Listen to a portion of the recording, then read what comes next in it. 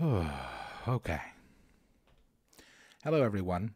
Good evening, or morning, or afternoon, depending on when you're listening. Welcome to the 92nd of hopefully many episodes of Bardadvice, a D&D/TTRPG/nerd-centric podcast where I, Charles Chaz Yazik, the DM, the Bard, however you may know me, do my best to answer any questions that you might have regarding any of those topics. Hope that everybody's doing well. Happy Friday. This is the last Friday of the month, so we'll be having Halloween next week. So that'll be fun. Hope that everybody's doing well. Let's go over the things we like to at the top of the show, just to do some housekeeping stuff before we get started. A reminder of everybody, the email for the show is bardadvice@gmail.com. It also looks like bardadvice. Please send all your questions, concerns, complaints, criticisms, critiques, etc. to bardadvice@gmail.com.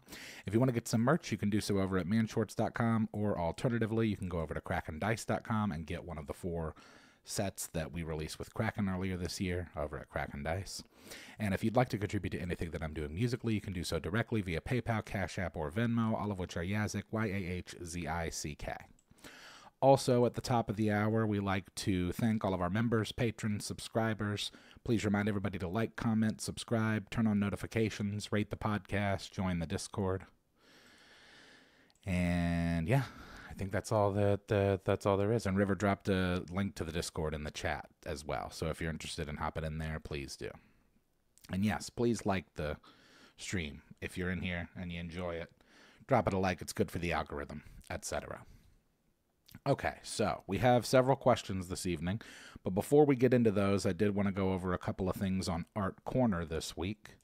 So the first thing is a documentary that my wife and I recently finished. I think it's only 2 parts, and it's on HBO. It's a documentary. It's called I'm Not a Monster, The Lois Riess Murders. It's about this woman named Lois Riess, who's a murderer.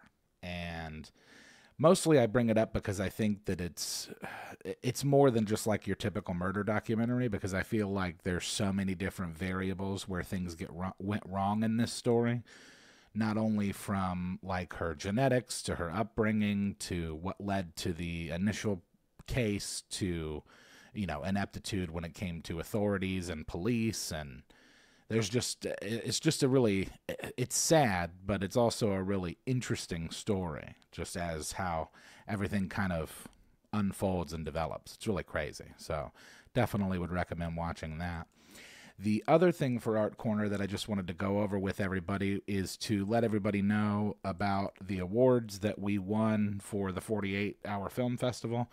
So we were nominated for 19. We won 11, including Best Film. So we won Best Score, Best Sound Design, Best Cinematography, Best Supporting Actress, Best Supporting Actor, Best Actress, Best Ensemble Acting, Best Writing, Editing, Directing, and Best Film. So that's pretty cool. I was actually looking over it recently, and that was for our film Wolf that we produced this year for the 48. I was looking over the years prior, and that turned out to be pretty cool. We've become a bit of a dynasty, I guess, because we won in 2020, we won in 22, and then we've won this year. And we actually won in 19 as well. So, 4 out of the last 6. It's pretty good. And Justin also received some sort of an achievement award from the 48 or from the city this week as well. So that's been really cool. And a little surprised, to be honest. I mean, I didn't see any of the other films, and I'm not saying that I wasn't proud of our film, but I was a little bit surprised to see all the awards. That was pretty cool. So that was neat how that turned out.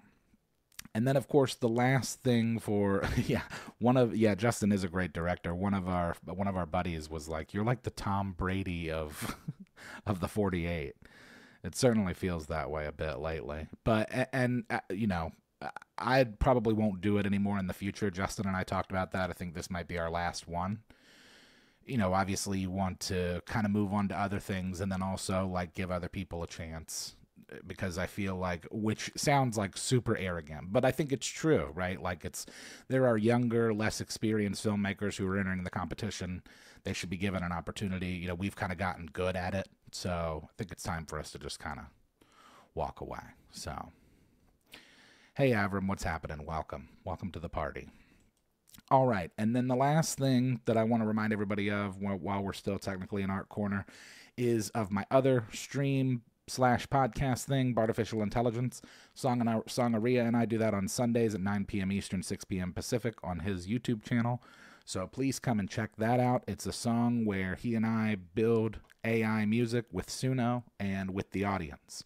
So if you want to come hang around in that and chill and chat and get a line into a song or get an idea for a theme or some kind of song in there, it's always fun. Time for a full length. Yeah, probably. We're working on it. I'm working on a feature script. So, yeah, maybe. I don't know. All right. Well, we got to keep moving because we've got questions this evening. I've got 7, and then we'll do some chat. So let's get into it. The first question of the evening is from Mavis. And Mavis asks, hello, DM Bard. So I talked myself into running a one-shot for Halloween. Cool. Forgetting I haven't run a game in several years. Do you have a kind of DM checklist that you use to make sure you're prepared before starting a session? I've got most of the world and stat blocks done, but I don't want to miss anything. I appreciate any advice from you and chat. Well, thank you for the question, Mavis. I don't have an actual checklist that I use per se, but I'll start things by saying that my first recommendation would be for you to be okay with the fact that you're not going to be prepared for everything, because I try to tell all DMs that, regardless of the circumstances. It's just inevitable. The party's going to probably do something that you didn't see coming or think of. And I know that more so through my experience as a player and being that player who's just like, you know what, I'm going to do this. And it's just something so out of left field that you kind of just have to roll with it and go with the flow in the moment. But that said, I did write some things down in chat. Feel free to sound off on any DM checklist recommendations that you have. From a physical standpoint, I just put dice, extra dice, pencil, paper, screen if you use one, snacks. I think it's always good to have an NPC or two that doesn't really have an assignment to any part of the story, because inevitably somebody's going to do something that's off the rails. And I think it's good to have something like that to plug in when stuff like that happens. Like, just a quick example, like if you've got them in a town and they're in a town meeting, and when they were going into the town meeting, you mentioned some, like, you know, people out working in the fields or something. And then in the middle of the meeting, one of them's like, I'm going to go sneak out and talk to one of the farmers. And you're just not prepared for that, because it's like, what? That's a good spot for an extra NPC sheet, right? So having one or two characters that are just kind of like plot floaters in a way, where they can kind of be plugged in anywhere, I think is always a good idea. Same with monsters. And make sure you have an easy way to keep track of what the player's strengths and weaknesses are, as to like how to exploit those things.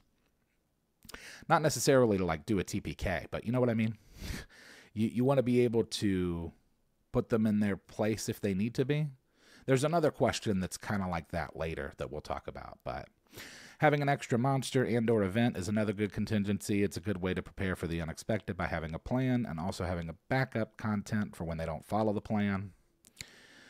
Other than that, have fun, try and relax, and don't take it too seriously. Remember, it's not a test, it's a game, and you're supposed to have fun too. So, let me see what people in the chat are saying.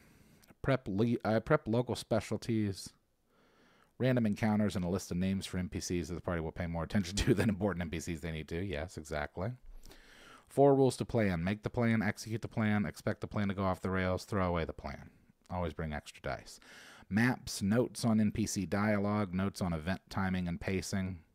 That's a good point, Flynn, about timing. Hadn't thought of that. Spare NPCs, vague ideas for contingency plans, red herrings in your plot, a few spare monsters just in case. Maps, minis, story, and side stuff just in case. Make sure you have drinks and snacks at the ready. Yeah. I think you'll be fine, honestly. The general vibe from this email that I got was that you're maybe overthinking it a little. And there's not anything wrong with that. Obviously, everybody wants, if you're the DM, you want people to have a good experience. In particular, if it's people who have never played and are playing for the first time to try it out, you want them to have a good time. But don't get so caught up in the weeds that you don't have a fun time, because then that's not fun. Part of the fun is the DM having fun. And that's certainly, I think, been the case in my experience as a player over the years, is that, whether it was Ethan or Posey or one of our forever DMs, like, they were always having fun too. And that makes it easier for all of us to have fun. And it's also kind of a thing like when you're an actor, right? Like, don't let them know you messed up kind of thing. So, if you forget your line or something on stage, don't just stand there and stare out into the audience. Say something, even if it's not what you're supposed to say, because they don't know the script. And the same kind of thing with the players, right? Like, they don't know what your plans are as the DM. So if something happens where you feel like you've made a mistake, just keep moving. Don't let them know. They don't know the difference. Remember that it's impossible to prepare for everything, and anything you prep can be recycled into something else later. No doubt. Yeah, I think that's good advice. Some of the things I mess up have turned out to be incredibly memorable moments for the party. Yeah, most definitely. Aren't those the best stories anyway? The Nat ones, you could argue in stuff like the We Play, the entire plot of those playthroughs was, the fuse that lit that was something really silly and stupid that Verena or somebody did. If you don't have anything planned and can make something up quick, bathroom break. Yeah, that's true. And yeah, I think it'll be fine. It's just a one shot. I'm sure that you've probably over prepared. And probably just a little nervous, coming back to DMing for the first time in a while, but it's fine. It's like riding a bike. You'll be okay. All right. Think you got an answer in there for you, Mavis. Thank you for the question. It's appreciated. The next question of the evening is from Andy. Oh, and this will be interesting. I'm curious to hear what people in chat have to say about this. Andy asks, Hasbro just announced it will be laying off about 100 employees, just in time for the holidays. This comes after their announcement that overall company revenue has declined 15% in Q3. They're blaming it on something they call operational streamlining. What do you think this means for the future of D&D? Man, operational streamlining is just, it seems that they're getting more and more complex with the synonyms for these things. It's just, they're just firing a bunch of people.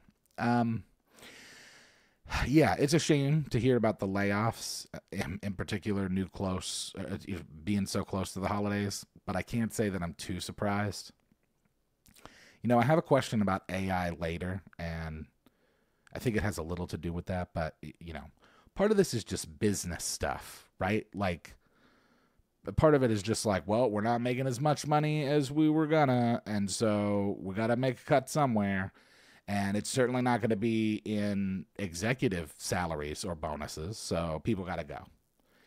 And I've said before, I think that D&D lost the war a while ago. I think that, the first round of layoffs, the magic stuff, the AI art debacle, getting rid of the content on their website, some users of which have been paying them for years for that content. So I think in a way that this has kind of been a long time coming, as far as, if I'm honest, I'm actually surprised to see that it's taken this long for them to have such a hit in revenue, but 15% is not nothing. That's a pretty massive dent, if you ask me. And honestly, I don't know how much different it's going to look than it already does. I think that they'll continue to publish content.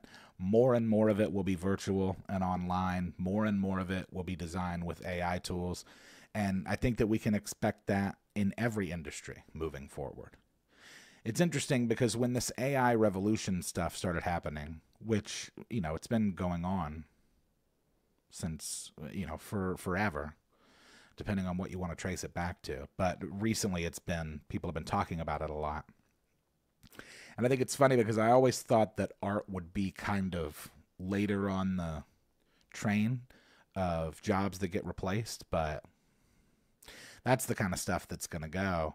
And I think that it's because, like, when you're talking about, like, huge businesses like Hasbro or, like, Hollywood movie studios, there do tend to be a lot of people who are kind of overpaid for stuff. And those positions are going to go away. Especially if it's anything like marketing, like writing copy and stuff. You can get an AI to do that. You could just train an AI everything about your company and then have your AI churn out copy. That's going to save you a couple $100K a year, depending on the state you're in, right? New term for AI is doing your job now.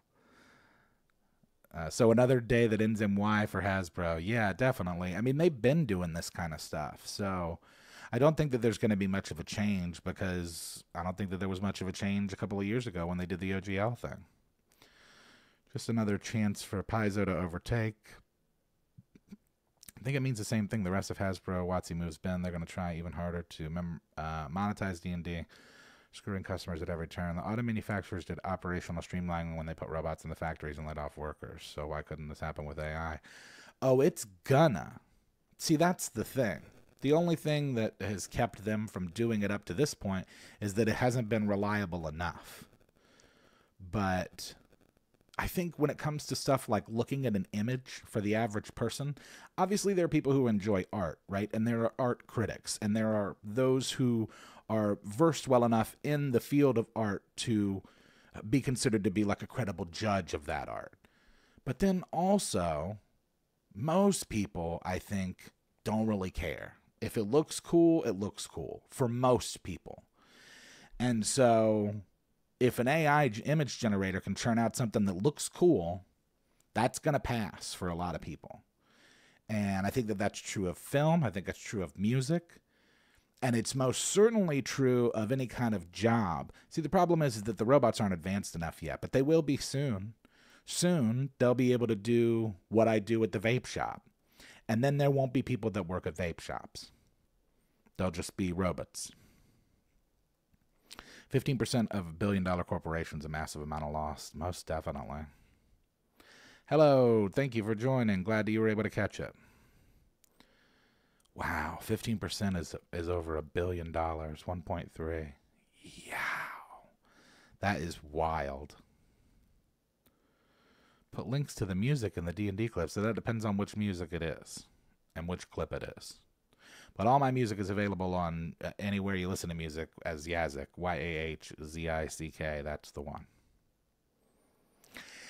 Anyway, yeah, it does sound like business as usual. Business as usual. And so I don't think that there's going to be anything really different than what we've seen, other than, like, to River's point, and not just Paizo, but like third-party companies in general, I think will continue to grow. So, alrighty. These Hasbro, WotC lunatics. I don't know what they're doing. It's weird. They must have been they must have been not losing money up until this point. And then all of a sudden it's like, whoa, 15%. People have just jumped ship completely.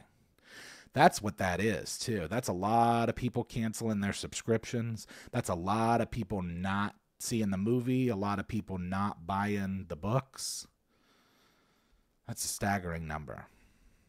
Figure it out, wizards. I mean, you're going to have to do something, because I predict that that'll be the case for a lot of these companies. Like, within the decade, it'll just be like 3 people running the whole thing.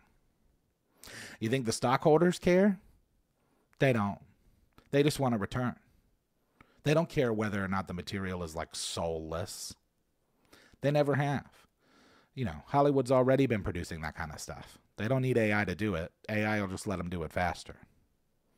If you're here, you're not late. So you're not late. All right. Moving on. Thank you for the question, Andy. That was annoying to talk about, but also I think important that we have those conversations. Every time WotC's had a chance to fight for good PR, they've done the exact opposite thing. Yeah, and I've said before, I think that that's because they know that they can afford to. It's like how people boo Roger Goodell when he comes out for the NFL draft. It's like, well, this doesn't make any sense. Nobody likes this guy, and yet he's in charge of this multi-billion-dollar corporation. And it's like, yeah, well, that's because there's no room for soul in the marketplace. You know, when you're talking about numbers, soul means nothing. So, and AI will prove that to us. All right, let's keep moving. Thank you for the question, Andy. The next question is from Jared. And Jared asks, hello, Bard. Since Halloween isn't for a few weeks, feel free to save this one until we're closer to the holiday. I did. My question is, have you ever been ghost hunting? Do you believe in the world of spirits and ghosts? Thank you for all your stuff, and happy Halloween. Thank you for the question, Jared. The short answer is yes. I think I've talked about this on here before. Probably another time, like during Halloween, but it's fine. We could talk about it. I've definitely had my share of experiences. Nothing too crazy. Definitely some questionable, spooky stuff. We used to ghost hunt all the time back when I was in my 20s.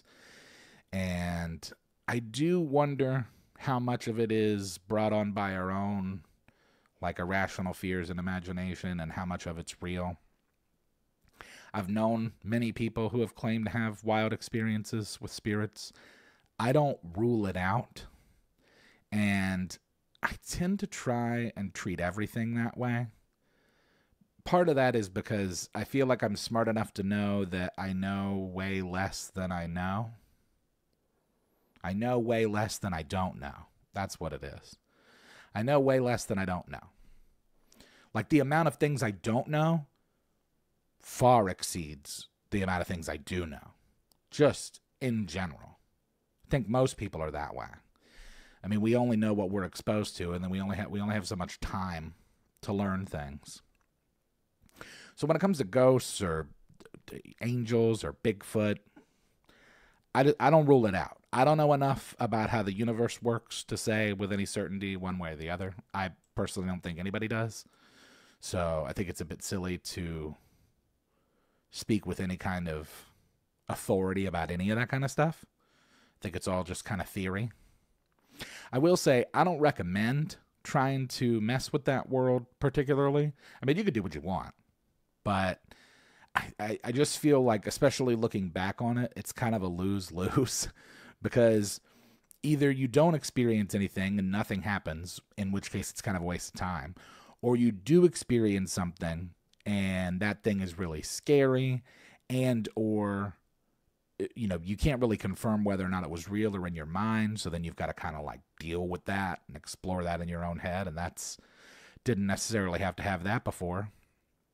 I mean, I guess it's fun a little bit, mostly, but I think it's also kind of silly because whether or not it's real, we can't control it. So, it's kind of like playing with fire or electricity. It's like, yeah, you can do that. We don't know how it's going to go. Nothing could happen. Something bad could happen. Either way. Yes. I have seen too much weird to just logic it away. Checked out a few videos of others doing ghost hunting, and it's so boring and nothing actually just happening. Yeah, I feel like part of the problem, too, with people... I put it this way. I've never watched a show that's like a ghost hunter show and then walked away like feeling more confident that ghosts exist. And I think part of that is just because it's all a show. And and what we were just talking about, like where soul has no place in the market. It's like people don't care. Like the network doesn't care if people believe it or not, or people think it's real. They just want people to watch it.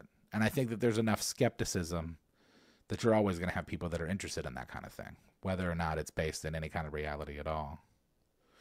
I've known people who've claimed to have experiences, including my own mom. She has a very scientific mind usually.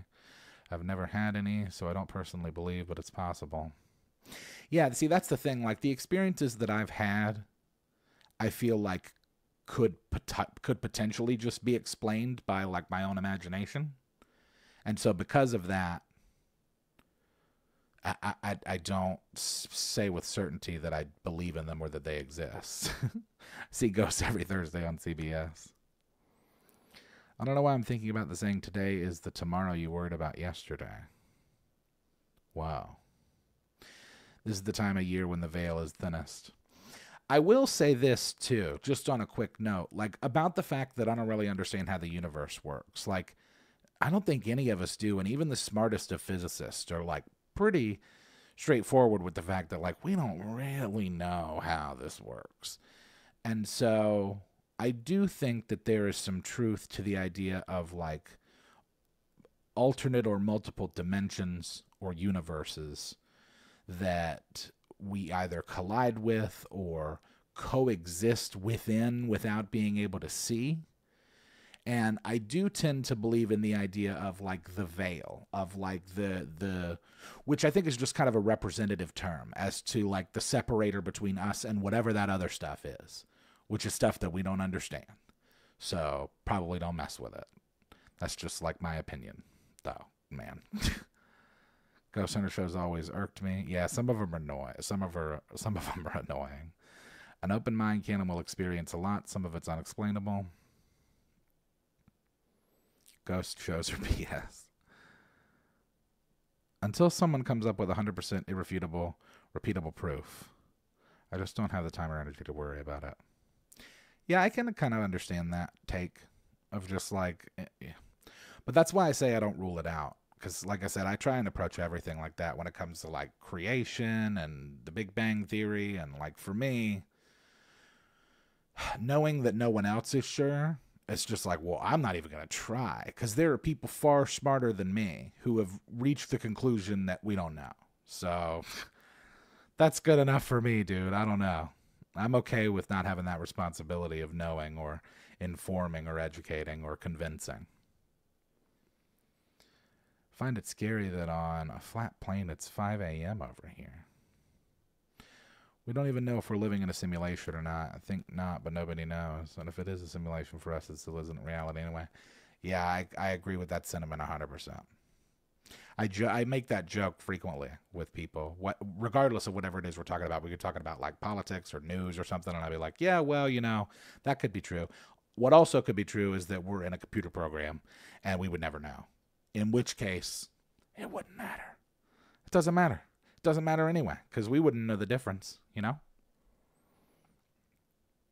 So, yeah, that's about where I'm at. Ghosts. Maybe. Could have been, maybe be. We'll never know for sure until we become ghosts, if there are such things. I believe heavily in the seedies, so ghosts, spirits, demonic, malevolent entities, and even benevolent ones aren't that far-fetched for me. Keanu isn't him. Yeah, Keanu's awesome. How would you approach an ongoing campaign as a new player? What I would do is I would try and find a way to... I would focus on my backstory as to how I got there, how I met up with the party, because I think that that's going to guide your interactions with those characters as you get in. That was a pretty succinct answer, I'd say, to a real-time question. Also, there's a saying, just because you don't believe in them does not mean they don't believe in you. It's true. It's true, true. Shay. Okay. Keanu, but he's currently throwing your career field in a tizzy. Oh, no. Well, let's move on to the next one. More likely to believe in malevolent or indifferent angels or aliens than benevolent angels or ghosts. Yeah, I don't know. And also, right, like, those are subjective too. The whole good and evil thing, that's all kind of like, I think we've all found out in the last decade or so that there's no real such thing as, like, I don't know, like a set of moral standards. So, all right, let's keep moving. So thank you for the question, Jared. We have 4 more questions, and then we'll do some chat. This question is from Pirate, actually, this next one. So this will be fun. And I'd be interested to see the further development of this, too. Oh, also, by the way, Pirate, this was a nice move to give yourself a free space on a Bard Go card, because you know that this is a 2-slide question. But let's talk about that stuff. So Pirate asks, hey, oh wise and pragmatic one. I recently devised a way to take the good from both 3.5 and 5e and create a hybrid system that I think works. However, I'm intrigued at the character creation section, more specifically the standard array or point buy system that 3.5 and 5e use. My question is this: do you prefer the standard array, the point buy, or the d6 roll method, 3d6 for each ability score, 4d6 drop the lowest, or 5d6 drop the lowest too, as seen in the 3.5 edition options? Your favorite rogue, thief, swashbuckler, and ne'er-do-weller, also known as Chris, the pirate archaeologist.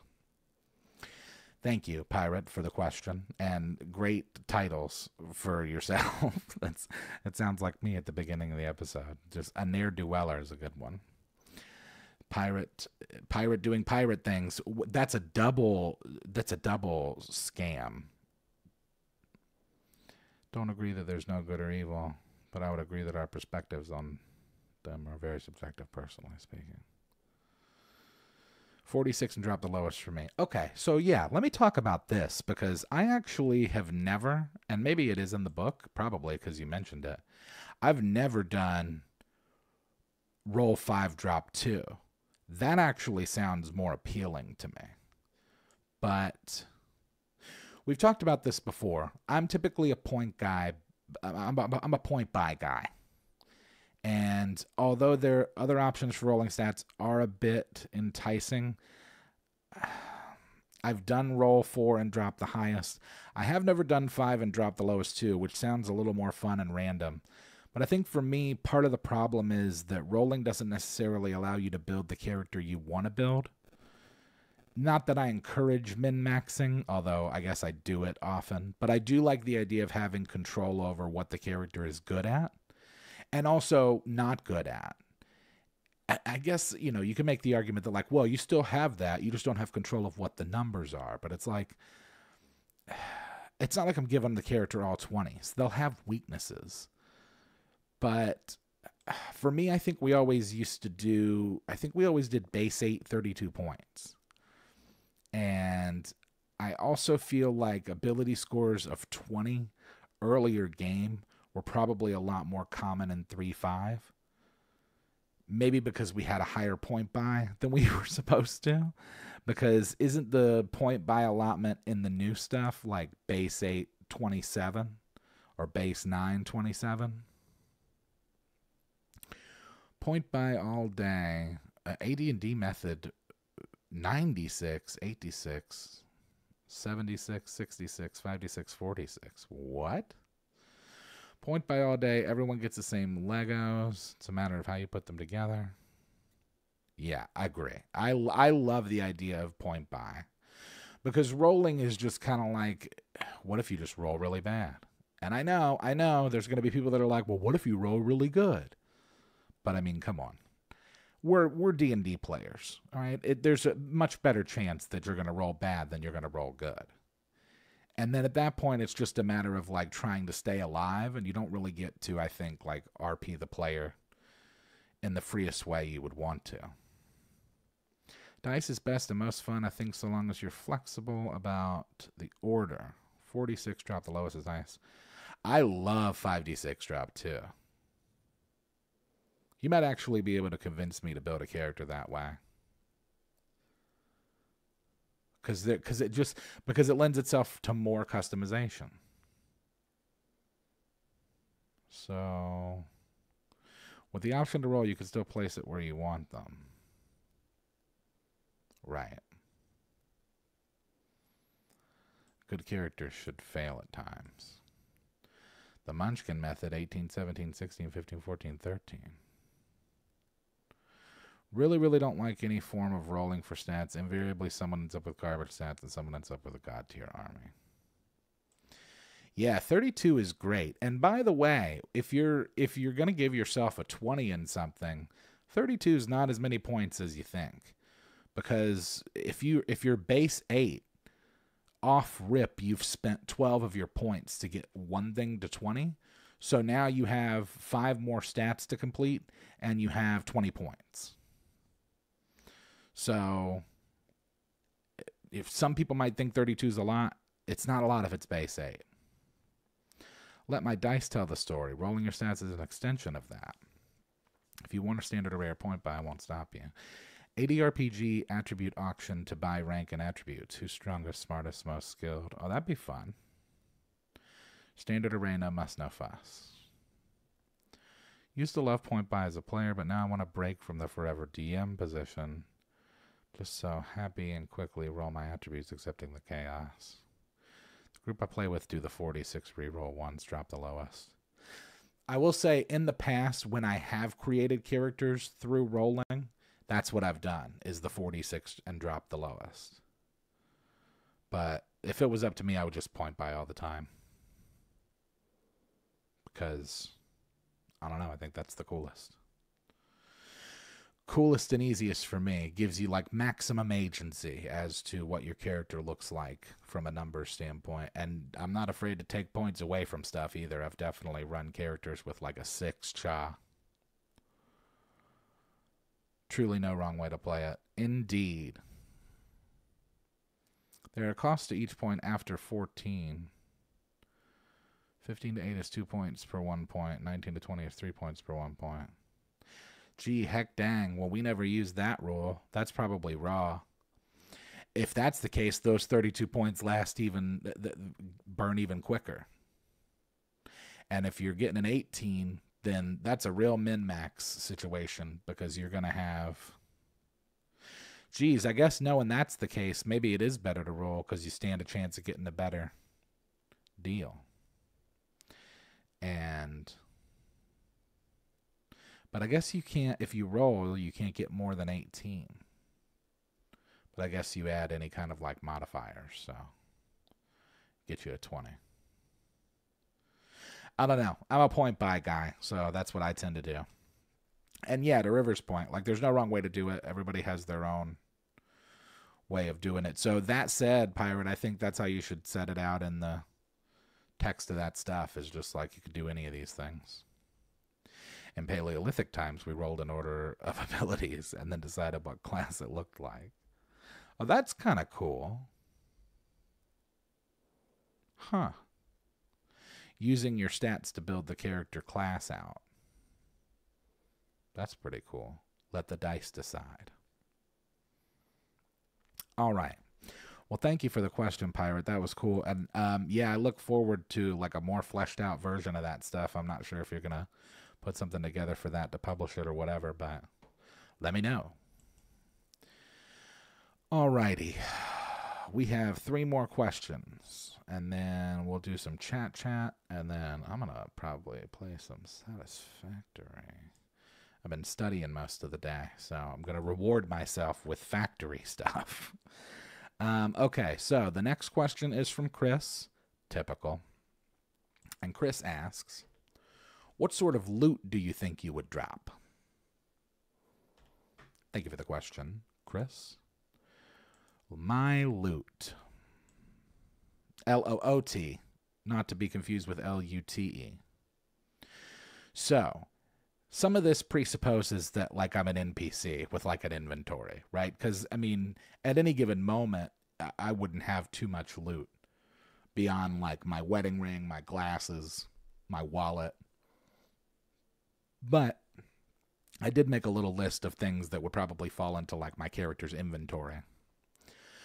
So definitely at least 1 vape, probably like between 2 and 4 vapes at any given moment. I've got vape juice, my phone, my glasses, ring.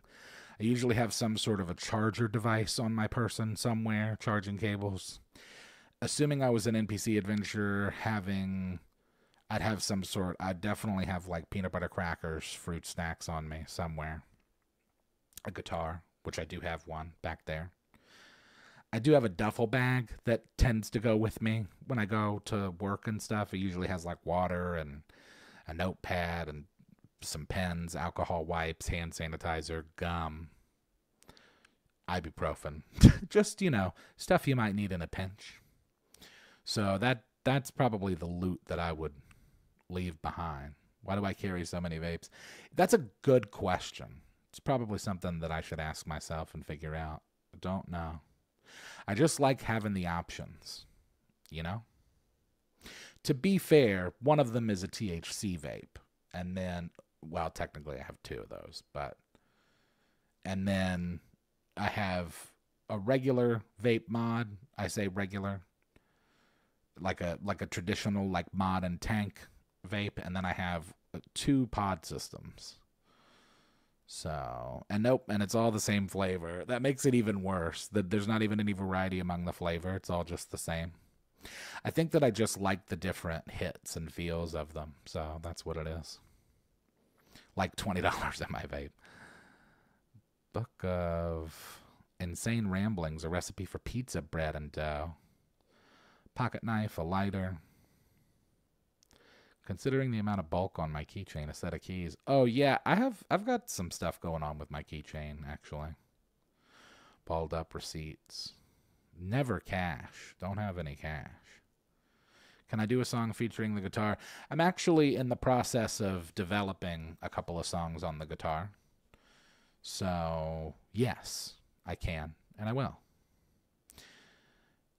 Do I have a dripper tank? No. It's been a long time since that world.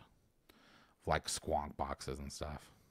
I take an adventurer's bag to work. Yeah, kinda. It's... I feel like it's a thing that I don't need, but because I have it, I use it, and now it's just kind of become a habit of just like, well, it's, it's like an effects bag.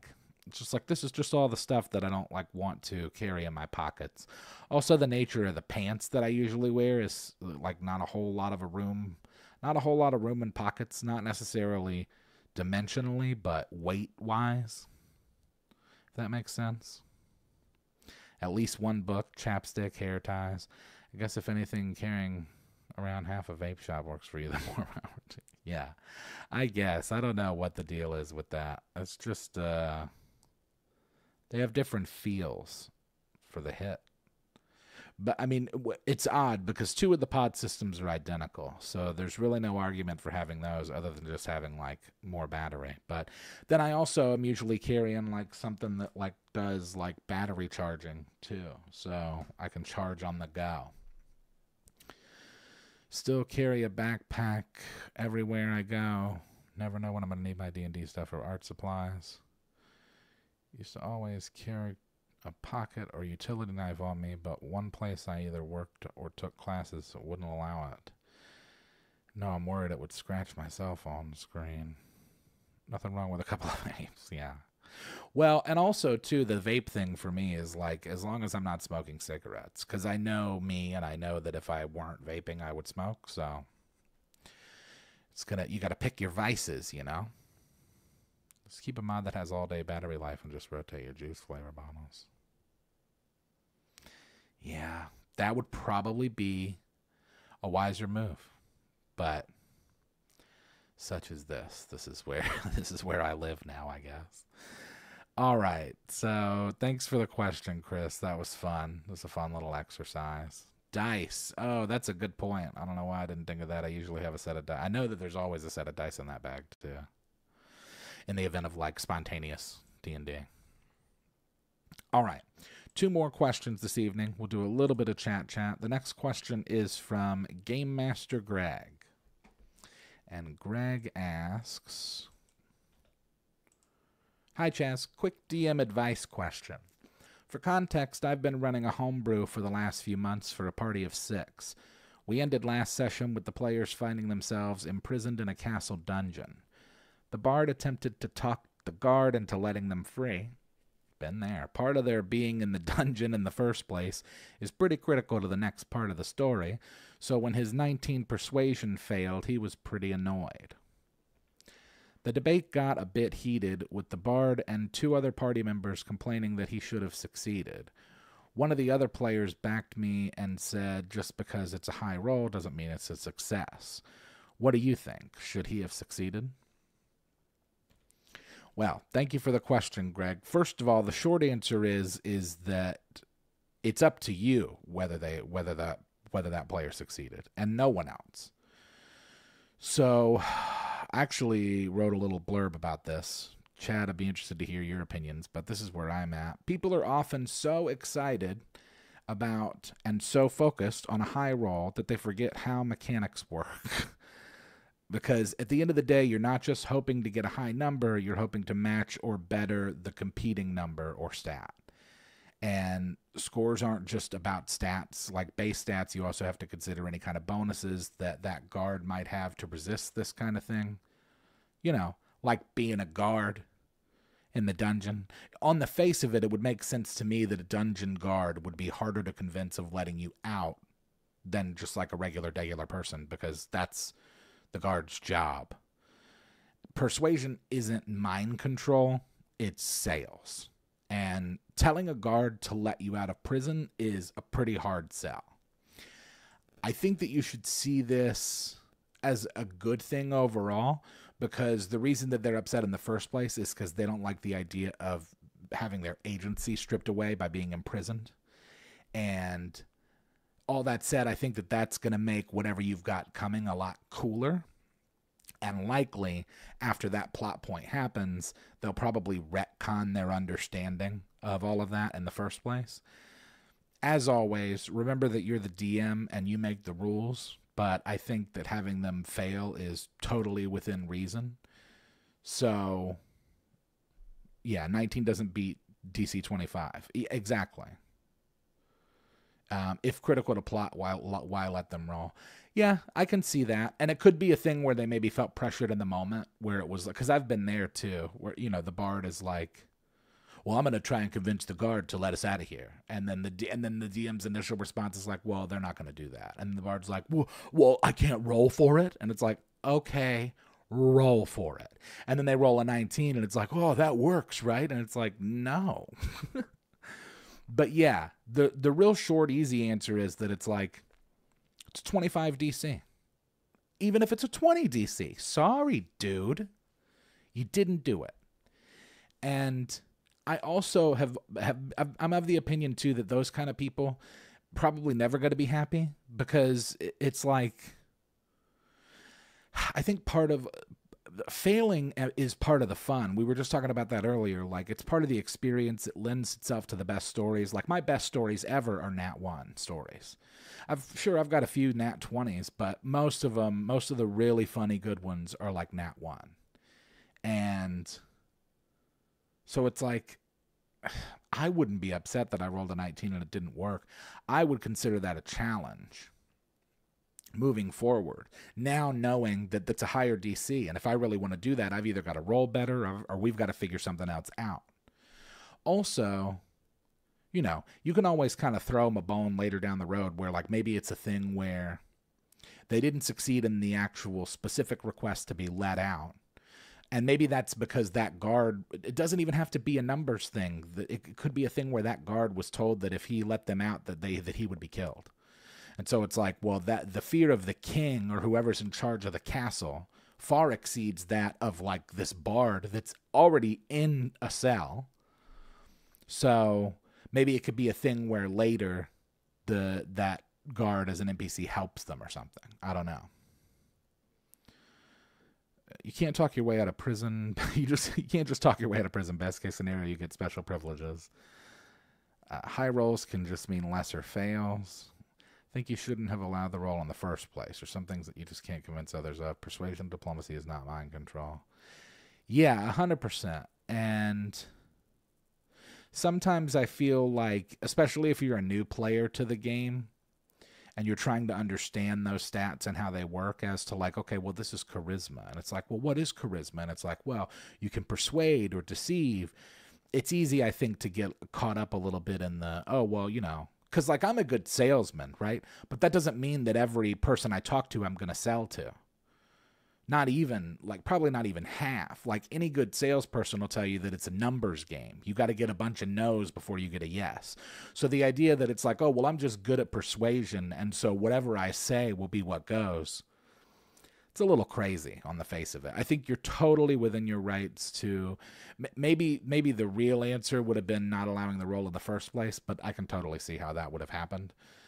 I don't think it's that big of a deal. And I really do think that, like, once the story unfolds in there, there's going to be kind of an aha moment for not only that bard, but the other players that were complaining, where they're like, oh, that's why he didn't just let us, like, break out of prison and do whatever we wanted, because there's, like, an actual story going on here. Failing is part of the game. Even though I back the DM on this, I would say it's generally a bad idea to force death or jail on PCs. Let the players have agency on important things like freedom or being alive. Yeah, and it could be a temporary thing too, right? Because they mentioned that this happened towards the end of the session. Very likely the thing that's going to happen is going to be happening soon at the beginning of the next one. So I don't even know if it was a thing where they were trapped for all that long. Dice are not always on your side, and that's the whole point. That's a good point. Same argument as the diplomats saying they're going to convince the king to give up the crown. Not going to happen. Yeah. Yeah, I think it's not a big deal. I think it'll work itself out naturally next session, hopefully. All right, we have one last question, and that will send us into chat a bit. This last question of the evening is from Jay. And Jay asks, Happy Halloween, DM. I saw your recent TikTok about how you're an AI in disguise. Oh, yeah, that was really funny. Is there a specific comment or message you received that brought on this confession? Why do you think people are so resistant to the new tools brought to us by artificial intelligence? Thank you and have a good one. Yes, thank you, Jay, for the question. I did recently make a video where I confessed that I was an AI. I just thought there wasn't anything specifically. I guess that part of it is brought on by myself, right? Because this isn't happening in a vacuum. I have been producing AI music for the last several months and putting a lot of it onto my YouTube and stuff. And some of the reactions are funny and some of them are real weird. And I've started to get like messages and emails and stuff from people that are like, I don't know. We're all AI, if you ask me. If we're talking about like the definition of like, well, what is AI? And it's like, well, it's intelligence that doesn't exist naturally. And it's like, well, what intelligence exists naturally? At least with the human species, right? Like, I don't know. It's a slippery slope because you got to define intelligence, and then you got to define like what's natural and what's taught. And I wrote a little bit of stuff on it. So first of all, in my experience, most of the people that are online complaining about most of the AI stuff, like when it comes to art, aren't artists themselves. So already it's a little weird. Like, I can't tell you the amount of comments that I'll get on my stuff from people that's like, AI sucks. And then I'll go to that person's page and it's like, oh, you make nothing. You don't even make anything. So, I don't even know why you're saying that so much with your chest as to like, I'm the person that makes the decisions about this stuff. And honestly, even though I'm not much of a virtual artist, I think that people being angry about the idea that AI art would be stealing from them is kind of thinking of themselves a little too highly in the first place. It's like the idea of people who are like, oh, well, you got to protect your house. And it's like, are you John Wick? Are you James Bond? Who's after you? Like, where are you? Do you live in a war zone? Because otherwise, most people, it's just regular stuff. There's a reason there are artists that everyone knows. But I think the idea of using other work as a prompt is exactly what we already do as human artists. I was having a conversation a few days ago about it with this guy, and he said to me something along the lines of, well, the problem with AI is that it doesn't create anything as much as it just kind of like manipulates other existing stuff. And it's like, I didn't say this, but I was thinking like, yeah, that's what we do. That's what we do. Like, nothing that I make, like, how many notes are there? Not many. A limited amount. Same with colors, same with anything.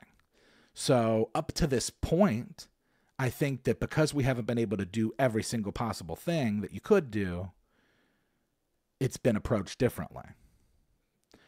But I just don't believe that there are artists out there just creating with no inspiration from anything else, especially other art. And since I started making music, I've had tons of messages and stuff, people trying to discredit work entirely, or I should say, since I started making AI music, people trying to discredit the work entirely or trying to lecture me on like what the labor of art is. And it's like, wouldn't it be better for you to spend your time supporting a local artist that you know? Like, I've been a musician since I was 6, and I've been seriously writing since like junior high. The labor of love that's required by art is not lost on me. Meanwhile, these people who are complaining so much about it probably have like a sibling or a coworker or a friend right now who's trying to get their art out there. And it's like they won't even repost it on Facebook because they're busy yelling at me about like how art is supposed to work. And they don't even make anything. It's just so crazy. But like, I think it comes down to this. People fear what they don't understand. They fear new stuff. I think up to this point, the ultra wealthy have only tolerated the existence of regular people as a means to exploit our labor and ideas. And if AI can replicate equal or superior labor and ideas, and they don't need us anymore, I think it forces people to look at themselves in the mirror. Like, okay, well, say if AI music exists, then all the music industry is going to do is produce soulless content and no one else will make anything. And yet, because of the internet, there are more successful independent artists now than probably at any point in history. Which is, because of the internet. It's another form of artificial intelligence. But I don't know. It's very weird. That was a lot of rambling. But just, I don't know, it gets me going, Can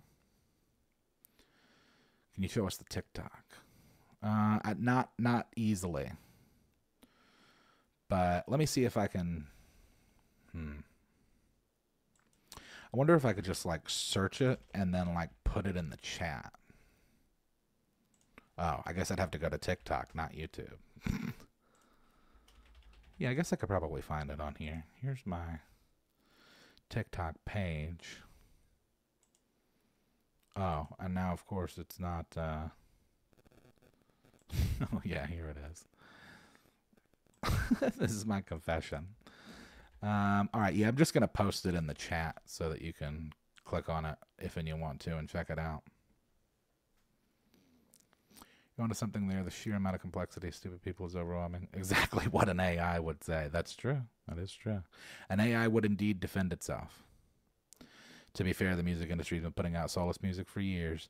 Exactly. That's the thing.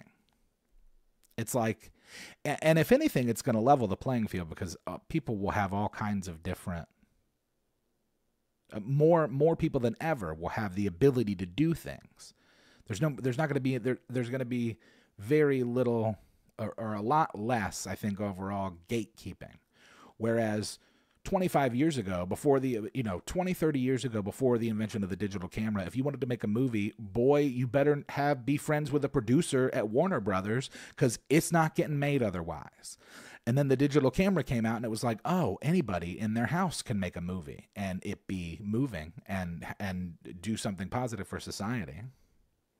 Also, I totally missed this in my rant. Thank you very much for the donation off the handle. Love the albums. Looking forward to your next insightful delivery of whatever you put together whenever it happens. That's very kind of you. I'm always trying to work on that stuff. It's just frustrating, like, as somebody who has spent 20 plus years, like, grinding with art and experimenting and learning with instruments and writing and rap music and all kinds of stuff. And then you put this AI stuff out and people are like, oh, good job just pushing a button. And then all the while they don't produce anything themselves. It's just kind of annoying. It's like, this is not your lane, dude. You don't know anything. It's like nobody cared anything about independent artists until AI art came around. It's like, man, I wish you guys had such fervor for independent artists back in like 2014 when I couldn't get anybody to even like listen to my album. I don't know. What is this I missed from? I think we're already there. a cyberpunk future where Araska and other and other corpos do vile things behind the scenes. Yeah, definitely already there. As an artist, I would want to see what it could do. I'm curious, and I think it's amazing. Yeah.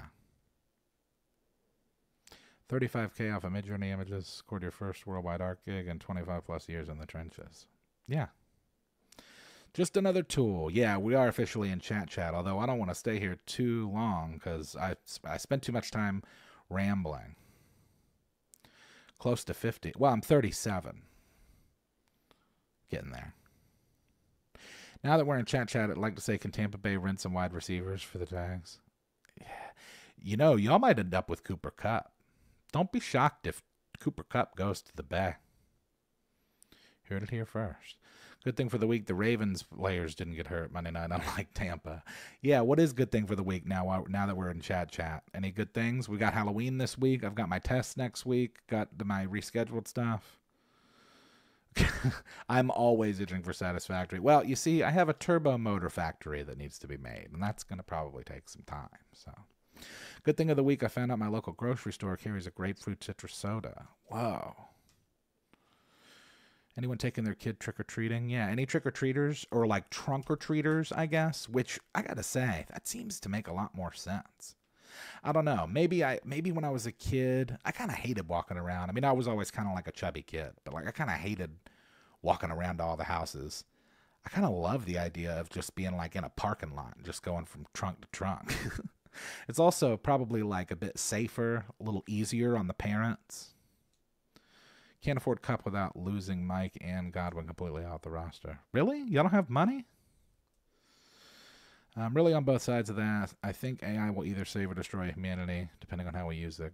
Good things they survived the work week. There you go. Mustangs in the playoffs. Get Mac this week. Sand Spurs. Grandson's second birthday is this weekend. Congrats. That'll be fun.